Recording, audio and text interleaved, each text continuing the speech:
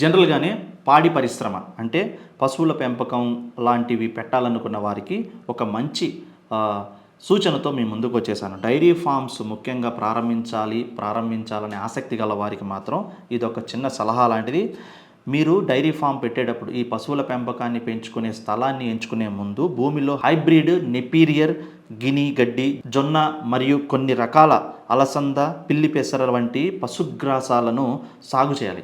అలాగే అబాబుల్, అవిస చెట్లను ఈ ఫామ్ పెట్టే ఈ స్థలం ఏదైతే ఉందో దాని కంచె చుట్టూ కూడా చెట్లను పెంచడం చాలా అవసరం. ముందుగానే దానికి సంబంధించినటువంటి ఎరువులు, పశువులకు సంబంధించినటువంటి మందులు, దానికి సంబంధించినటువంటి గడ్డి, ఇతరత్ర ఆహారం అంతా ఏర్పరచుకున్న తర్వాత మాత్రమే ఈ ఏదైతే డైరీ ఫార్మ్స్ ఉన్నాయో అవి ప్రారంభించాల్సిందిగా వెటర్నరీ డాక్టర్స్ ఇస్తున్నటువంటి ఒక చిన్న సలహా.